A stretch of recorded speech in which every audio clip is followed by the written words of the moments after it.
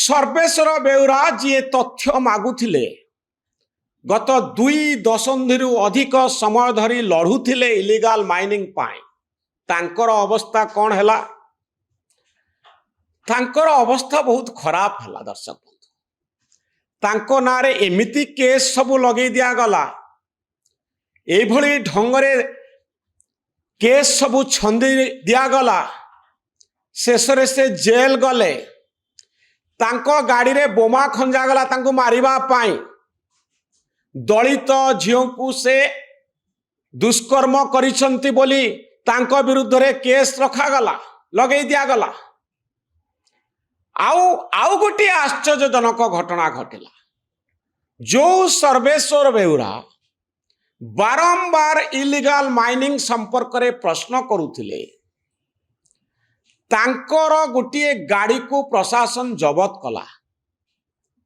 आपण जानिले हसिबे, illegal mining जो स्थानीय अंचल रे चलीची सेथि पाई 228 कोटी टंकार फाइन लदा गला सर्वेश्वर बेउरांको उपरे। 228 कोटी टंका जड़े सोशल एक्टिविस्ट, जड़े आरटीआई एक्टिविस्ट नहीं छंती बोली अभियोग आसला। मामला आज भी चली।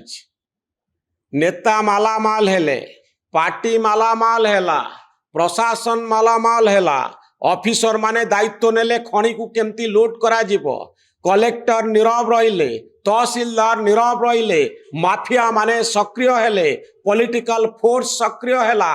पूरा राजनैतिक समझौतारे माफिया माने ताड़ी चलिले। आउ पैसा जेतबळे आसिला, जड़े जेतबळे प्रश्न कला सेतबळे 228 कोटी टंकार फाइन पेनाल्टी लदी दिया गला जड़े सोशल एक्टिविस्ट को ऊपर।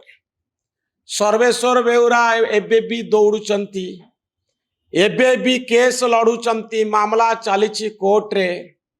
आओ बारंबार नेता जितुचंती, बारंबार इलेक्शन चालुची, कोटी कोटी टंका सिटी हड़प होउची, आउ सही टंका रे इलेक्शन लड़ा होउची।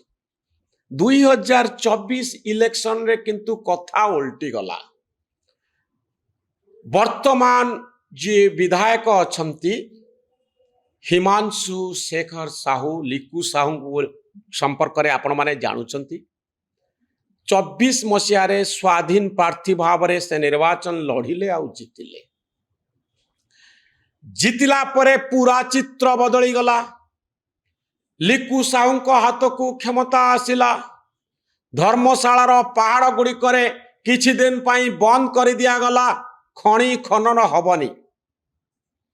प्रश्न हेउछि वर्ष वर्ष धरी जो काम चली थिला, जो खोलताड़ चली थिला, जो माने यार भागीदारी बनुथिले से माने चुप ही बसिबे कि से माने प्रतिवाद करुछंती। गंडगोल चलीछि जे खणी उपरे को राजनैतिक व्यक्तिंकर अधिकार रहिबो, किए मामलतकार साजिबो, कहा पॉकेट को टंका जीवो। आउ एथि पाई जो लड़ई चली से लड़ईर केंद्र बिंदु को लक्ष्य करंतु। आज जो माने विक्टिम बोली कहउचंती, जो माने कहउचंती आम उपरे अत्याचार करागला, से माने सर्वेश्वर बेउरांको कथा को टिके भावंतु। सर्वेश्वर बेउरांको उपरे 228 कोटी टंकार फाइन लदा गला। तांको घरे 228 कोटी टंका अछि कि? तांकर सही भली 228 कोटी टंकार संपत्ति अछि कि? जांको पाखरे संपत्ति अछि तांकर किछि हला ना। को व्यक्ति जेल गले, कहा को दंडित करा गला इलीगल माइनिंग नहीं, शेषरे कौन निष्कर्ष रे हमें पहुंचले? ए प्रश्नर उत्तर आपन को मिलिबो नाही। आम व्यवस्था सब बळे एया कहूची जे खाइले खाइले तांकू छाड़ी दियो, एबे नूतन कथा भाव, नुआ कथा भाव। अतीतर सही पुराना कथा एबे भी घुरुची। पहाड़ ऊपर को आपण चाहिए परिवेश किभली ध्वंस करा जाए, जो संपत्ति हजार हजार वर्ष लागे प्रकृति को सृष्टि करबा पाई ब्लैक स्टोन आपण चाहिले काली ब्लैक स्टोन खणीटे करि परिबे नाही आपण चाहिले डंकारी पहाड़ गोटे तैयारी करि परिबे नाही एथिपाई प्राकृतिक प्रक्रिया रे हजार हजार वर्षर समय आवश्यकता हुए आउ आकु माफिया माने ताड़ी नियंती आउ एहाकु नेता माने निज पाखकु नियंती कारण माफिया माने नेता मानकु रिपोर्ट करंती नेतांको सहायतारे माफिया माने खणी खोलंती पहाड़ ताड़ती भांगती परिवेश को ध्वंस करती जो प्राकृतिक संपत्ति उपरे आपणकर अधिकार अच्छी मोर अधिकार अच्छी धृत व्यक्ति माने कहती एटा आमर एइथरे आमे इलेक्शन लड़िबू एइथरे आमे